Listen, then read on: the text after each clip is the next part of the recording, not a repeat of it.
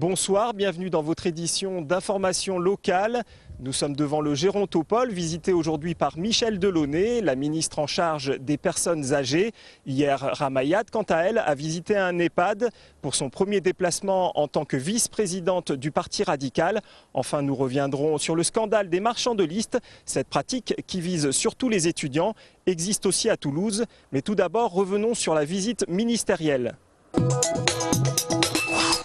Michèle Delaunay en visite au Gérontopole. Ici, on repère notamment les personnes âgées dites fragiles. La ministre a rappelé le cap fixé par le gouvernement quant à la prévention de la perte d'autonomie. Jusqu'à maintenant, majoritairement, on a consacré, et cette fois c'est le politique qui parle, tous les financements, ou la majorité, sur la période de grande dépendance.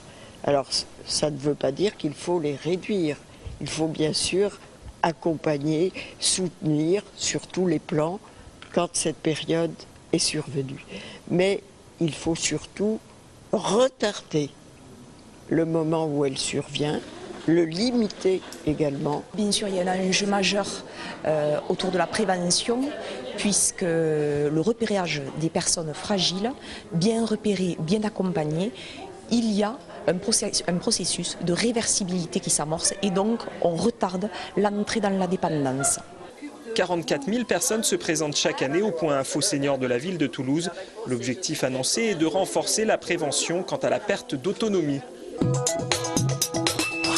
Ramayad à Toulouse pour sa première visite de rentrée. La première vice-présidente du Parti radical et ancienne secrétaire d'État chargée des affaires étrangères et des droits de l'homme a choisi Midi-Pyrénées pour aller à la rencontre des militants de la droite et du centre. L'occasion de faire un bilan de la séquence électorale qui vient de s'achever et notamment de la défaite aux législatives. Pour Ramayad, l'urgence aujourd'hui est de former une force politique crédible. Ça fait quand même quelques années que la droite et le centre vont d'échec en échec et je trouve ça dommage, regrettable. D'autant plus que je pense que nos idées sont encore majoritaires dans le pays, mais peut-être qu'on a un problème d'identification, on a un problème de positionnement, on a besoin aussi d'être plus convaincants, plus sincères, de renouveler aussi nos manières de faire, nos habitudes, nos idées, nos personnels politiques. Nous devons profiter de cette période d'opposition pour effectivement tirer les leçons de ces échecs électoraux. En visite à l'EHPAD Arc-en-Ciel de Saint-Martin-du-Touche, l'ancienne ministre a été interpellée sur la question de la dépendance. L'un des grands chantiers du quinquennat Sarkozy. Sur cette question, les professionnels restent dans l'attente. Chaque séjour à l'hôpital entraîne un risque, si vous voulez, de perte d'autonomie d'un patient âgé au-dessus de 75 ans. Si on pouvait avoir une unité de soins pour les personnes, d'abord il y aurait moins de journées d'hospitalisation et donc moins de dépendance et donc moins de perte d'autonomie et par là même des économies forcément. Hier après-midi, il n'était pas vraiment question de budget, mais plutôt d'une visite amicale de Ramayad, l'ancienne ministre toujours aussi populaire. Plus tard dans la soirée, elle a exprimé auprès des militants de droite et du centre sa volonté de constituer une fédération centriste de rassemblement avec un objectif pesé sérieusement lors des prochains rendez-vous électoraux. Chercher un logement à Toulouse pour un étudiant relèverait de l'opération à haut risque, financièrement en tout cas. C'est ce que démontre l'enquête réalisée en caméra cachée qu'a menée UFC Que Choisir sur quelques marchands de listes. Épinglé, un établissement toulousain qui fournirait des listes d'adresses de logements contre rémunération. L'enquêteur en question avait déjà relevé quelques annonces qui lui paraissaient quelque peu alléchantes, car il y a toujours des annonces alléchantes, à un tarif préférentiel je dirais. Et il a téléphoné, là on lui a dit pas de problème, passez donc nous voir, vous pourrez le visiter dès cet après-midi si vous le souhaitez. Il passe à l'agence, là immédiatement on lui dit bon ben écoutez voilà l'annonce qui vous a convenu, que vous avez relevée en fait est sur cette liste, donc cette liste est à vendre 190 €. Donc si vous voulez connaître les coordonnées du propriétaire, il faut déjà payer 190 €. Après vérification, la grande majorité des logements étaient déjà occupés ou pas situés dans le quartier demandé. La victime n'a alors plus qu'à porter plainte auprès des services de la répression des fraudes et se joindre à la plainte d'UFC Que Choisir. La balle est dans le camp bien évidemment du procureur de la République qui va décider oui ou non de poursuivre, qui va dire oui effectivement il y a pratique déloyale trompeuse, puisque effectivement le client, je dirais, qui a signé ce contrat est induit en erreur d'une certaine façon, mais ça il n'y a que le procureur qui pourra le décider. Et donc, il est vraisemblable, soit il faudra qu'ils revoient leur copie, soit de toute façon, s'il y a condamnation, la condamnation peut être lourde, avec des dommages-intérêts. Si le phénomène n'est pas récent, ces marchands de liste arrivent toutefois à survivre car ils pratiquent des tarifs plus bas et donc plus alléchants pour les étudiants que les agences immobilières. Le marchand de liste toulousain, dénoncé par l'association de consommateurs, n'a pas souhaité répondre à nos questions. Plusieurs sociétés de restauration appartenant à une famille toulousaine sont en redressement judiciaire depuis le 30 août. Les enseignes concernées sont bien connues des Toulousains.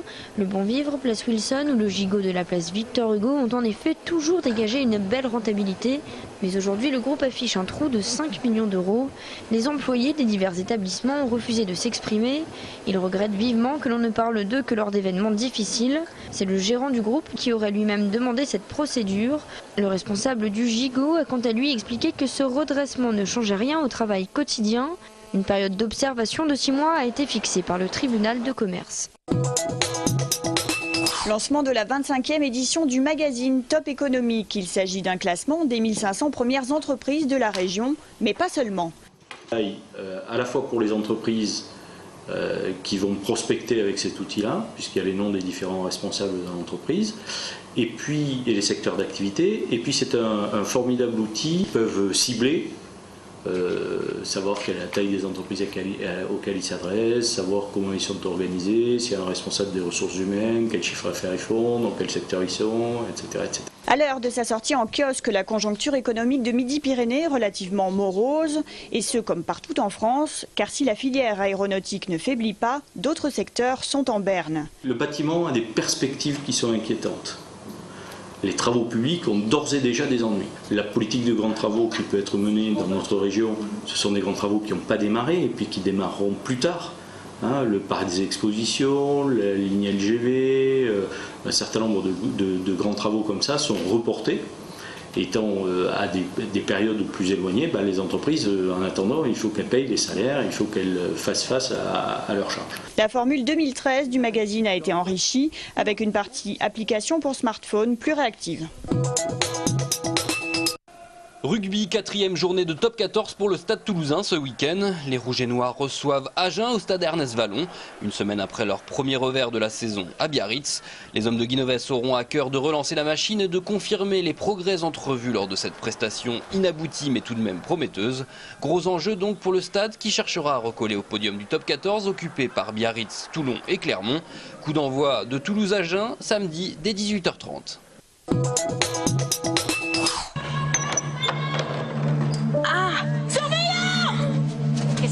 Qu'est-ce qui se passe là? Ça se voit pas ce qui se passe là? Elle est en train d'accoucher, putain! Il s'appelle Lucas. Ce vendredi 7 septembre à l'Utopia à Toulouse, le réalisateur Stéphane Cazès présentera son film Ombline en avant-première à 21h. Ce long métrage, tourné à Toulouse et notamment dans l'ancienne prison Saint-Michel, raconte l'histoire d'une jeune femme, interprétée par Mélanie Thierry, qui va vivre sa maternité dans un centre pénitentiaire. Lucas, ça va mon grand? Il faut faire vite là parce qu'il bouge plus. Vous vous calmez. Le film, très documenté sur l'univers carcéral, montre comment Ombline, grâce à son enfant, va se réouvrir au monde. Le film sortira dans toute la France le 12 septembre. Puis donne du sens là à tout ce putain de bordel.